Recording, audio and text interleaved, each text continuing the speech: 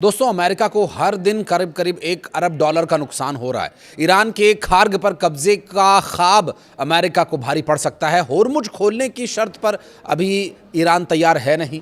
Alireza तंगसीरी की मौत से रणनीति में कोई बदलाव तेहरान करने वाला भी नहीं है और 400 किलो यूरेनियम छीनने की कोशिश को ईरान ने पूरी तरह से नाकाम कर दिया है। और ईरान से थर्राए खाड़ी देशों की गिड़गिड़ाने की नौबत कैसे आ गई, इस पर भी बात करेंगे। नमस्कार, मैं हूं आशीष त्रिपाठी आपके साथ और इन सभी बिंदुओं पर बात करेंगे। वीडियो के अंत तक आप हमारे साथ बने रहिएगा। इस वक्त ईरान ने अमेरिका के सहयोगी देशों में मौजूद उनके एयर बेसेस पर जो हमले किए हैं, उसके संबंध में ताज़ा जानकारी आ रही है कि सैन्य संपत्ति को काफ़ी नुकसान तो पहुंचा ही है, साथ ही ईरान ने खाड़ी देशों में अमेरिका के बुनियादी ढांचों को निशाना बनाया। इस बीच ईरान ने इजरायल पर जोरदार हमला भी किया।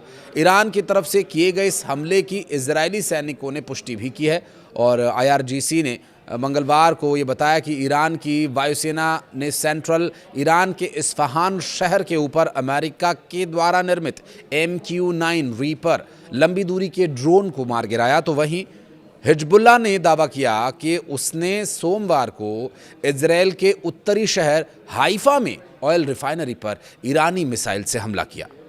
हमले के बाद रिफाइनरी परिसर में एक पेट्रोल टैंक में आग लग गई, जिससे इलाके में घना धुआं फैल गया और अभी तक ये साफ नहीं हो सका है कि आग मिसाइल के हमले से लगी या इंटरसेप्ट किए गए मलबे से।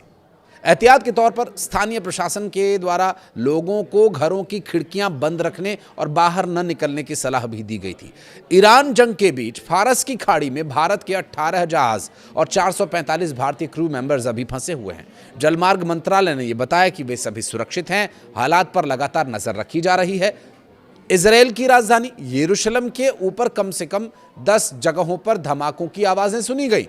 इजरायल के सुरक्षा बलों का कहना यह है कि उसका एयर डिफेंस सिस्टम ईरानी मिसाइलों का जवाब दे रहा है। फिलहाल यरूशलेम में सायरन बज रहे हैं। अमेरिका के हमला रोकने युद्ध विराम की कोशिशों की खबरों की सच्चाई ये है कि अमेरिका असल में बौखलाया हुआ है। ईरान में सोमवार को महान एयरलाइंस का एक प्लेन अमेरिकी हमले में क्षतिग्रस्त हो गया। ये इस बात का गवाह है, क्योंकि ये विमान मशहद एयरपोर्ट पर खड़ा था और नई दिल्ली यानी भारत आने वाला था। इसका मकसद था भारत से दवाइयों और दूसरी आवश्यक राहत सामग्री को लेकर के ईरान जाना, जो कि भारत लगातार मदद कर रहा है। हालांकि इस हमले को लेकर अमेरिका की ओर से अभी कोई आधिकारिक पुष्टि भी नहीं की गई है, लेकिन ईरान की तरफ से जो नीति निर्धारक हैं, अगर उनकी तरफ से कोई बयानबाजी नहीं हो रही है तो ये माना जाए कि ईरान के मंत्रालय या प्रवक्ताओं की तरफ से दिए जा रहे ज़रूरी सवालों के जवाब उन्हीं नीति निर्धारकों के जवाब हैं। ईरान को हुए हाल के नुकसान की बात करें तो ईरान की सेना IRGC ने नौसेना कमांडर अलीरेजा तांगसीरी के इजरायली हमले में मारे जाने की पुष्टि की है। और हाल ही में इजरायल ने दावा यह किया था कि होर्मुज स्ट्रेट बंद करने के लिए जिम्मेदार तंगसीरी की मौत हो गई।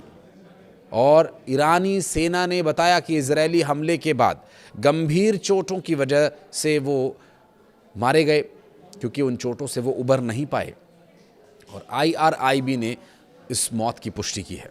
आपको बता दें कि इजरायल के रक्षा मंत्री कार्ड्स ने जानकारी दी थी कि कमांडर को इजरायली सेना के लक्षित ऑपरेशन में मार गिराया गया था। और बता दें कि अलीरेजा तंगसीरी IRGC के नौसेना प्रमुख थे और इस साल 2018 से ही वो इस पद पर तैनात किए गए थे। स्ट्रेट ऑफ होर्मुज की सुरक्षा रणनीति का मास्टरमाइंड भी उन्हीं को माना जा रहा था। और ईरान के इस क्षेत्र से, जो होर्मुज की खाड़ी है, यहाँ से जहाज़ों की आवाजाही को रोकने की जो दिमागी उपज थी वो तंगसीरी की ही थी। अब तंगसीरी के मारे जाने के बाद स्ट्रेट ऑफ होर्मुज क्या खुल जाएगा, क्या होंगी परिस्थितियां, इस पर आगे बात करेंगे। दरअसल खाड़ी युद्ध में अमेरिका और इजरायल के जहाज़ों को चुनौती देने में तंगसीरी की अहम भूमिका मानी जाती है। और लीरेजा तंगसीरी 26 मार्च को हुए बंदर अब्बास में इजरायली हमले के दौरान घायल हो गए थे। और इससे पहले अमेरिकी प्रेसिडेंट डोनाल्ड ट्रंप ने ईरान को खुली चेतावनी दी है। अमेरिकी राष्ट्रपति ने कहा कि अगर ईरान स्ट्रेट ऑफ होर्मुज नहीं खोलता है तो हम इस इलाके को बम से उड़ा देंगे। सोशल मीडिया प्लेटफॉर्म ट्रुथ पर ट्रंप ने यह बयान जारी किया। जबकि अमेरिका को हो रहे नुकसान की यदि बात करें तो अमेरिका के नुकसान की बड़ी वजह कीमती उपकरणों पर ईरान की तरफ से किया गया पलटवार है।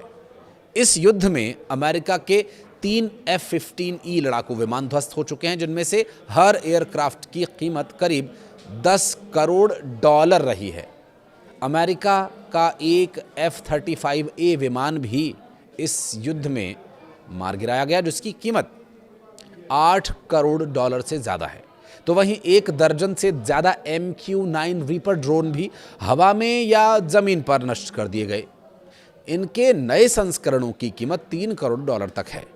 इस युद्ध में अमेरिका के महत्वपूर्ण रडार और मिसाइल रक्षा प्रणालियों को भी पूरे क्षेत्र में हुए हमलों में नुकसान पहुंचा है। इनमें से कुछ डिफेंस सिस्टम की कीमत करोड़ों और यहां तक कि $1 अरब तक है। लेकिन मजबूरी ये है कि लड़ाई जारी रखनी पड़ेगी, क्योंकि सऊदी अरब और संयुक्त अरब अमीरात सहित खाड़ी देश राष्ट्रपति ट्रंप से ईरान के खिलाफ सैन्य अभियान जारी रखने का आग्रह कर रहे हैं। अगर ये युद्ध रुका तो ईरान को खाड़ी देशों से निपटने का खुला मौका मिल जाएगा, तो खुला खेल फर्रुखाबादी हो जाएगा। ऐसे में एक और मजबूरी है कि अमेरिका ने हमले रोके तो ईरान के पास पड़ा 400 किलो यूरेनियम, जिसका के इस्तेमाल करने का यानी परमाणु हथियार बनाने का मौका भी ईरान को मिल सकता है। अमेरिका के प्रेसिडेंट डोनाल्ड ट्रंप ने बार बार कहा है कि ईरान को परमाणु हथियार विकसित करने की अनुमति नहीं दी जानी चाहिए। यही उन चर्चाओं की वजह भी बना जिसमें यूरेनियम के जखीरे को हथियाना शामिल है। लेकिन ऐसी सामग्री जो जब्त करने का प्रयास काफ़ी ज़्यादा कठिन और जोखिम भरा हो सकता है। विशेषज्ञ चेतावनी देते हैं कि ईरान के अंदर लंबे समय तक सैन्य मौजूदगी की ज़रूरत पड़ सकती है और इस वजह से इस क्षेत्र में तनाव बढ़ने और बड़े संघर्ष की संभावनाएं बढ़ जाएंगी। अगर बुनियादी बाजार दरों पर हिसाब लगाया जाए तो 400 किलोग्राम यूरेनियम की कीमत काफ़ी कम लगेगी, लेकिन जब इनके एनरिच्ड रूप को देखते हैं तो इसकी कीमत करोड़ों या यूं कहें कि अरबों डॉलर तक जा सकती है। अंतर्राष्ट्रीय परमाणु ऊर्जा एजेंसी के मुताबिक ये 400 किलो स्टॉक लगभग 10 परमाणु बम बनाने के लिए काफ़ी है और वर्तमान परिस्थितियों में 400 किलो यूरेनियम किसी भी तरह से कब्जाना प्रेसिडेंट ट्रंप के लिए ज़रूरी है। हालांकि इजराइल का ऐसा कोई लक्ष्य नहीं है कि वो ईरान का यूरेनियम कब्जाए या कोई और ज़मीन कब्जाए, लेकिन वो एक अलग विषय है।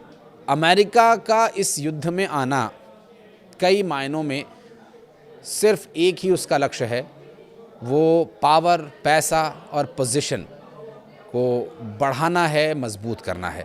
इस चक्कर में वो हर रोज़ अरबों डॉलर खर्च करने को तैयार है या यूं कहें कि मजबूर है। कुछ कहना चाहें तो कमेंट सेक्शन में अपनी हाज़िरी ज़रूर लगाइएगा। धन्यवाद।